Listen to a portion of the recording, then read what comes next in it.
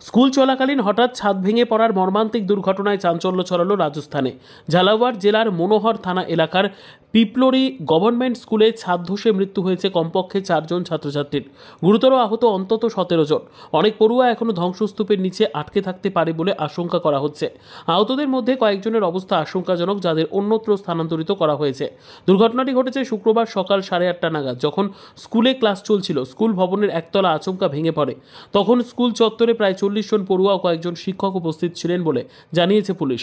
হঠাৎ বিকট শব্দে ছুটে আসেন স্থানীয় বাসিন্দারা। তারাই প্রথম ধ্বংসস্তূপ সরানোর কাজ শুরু করেন।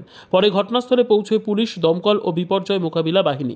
পুলিশ সুপার অমিত কুমার সংবাদ সংস্থা পিটিআইকে জানিয়েছেন, এখনও পর্যন্ত 4 শিশুর মৃত্যু নিশ্চিত হয়েছে। আহতদের মনোহর থানা হাসপাতাল এবং ঝালাওয়াড় জেলা হাসপাতালে ভর্তি করা হয়েছে। ঘটনাস্থলে উদ্ধার কাজে ব্যবহার করা হচ্ছে 4টি জেসিবি মেশিন। প্রয়োজন হলে আরও মেশিন আনা হবে বলে জানিয়েছে প্রশাসন।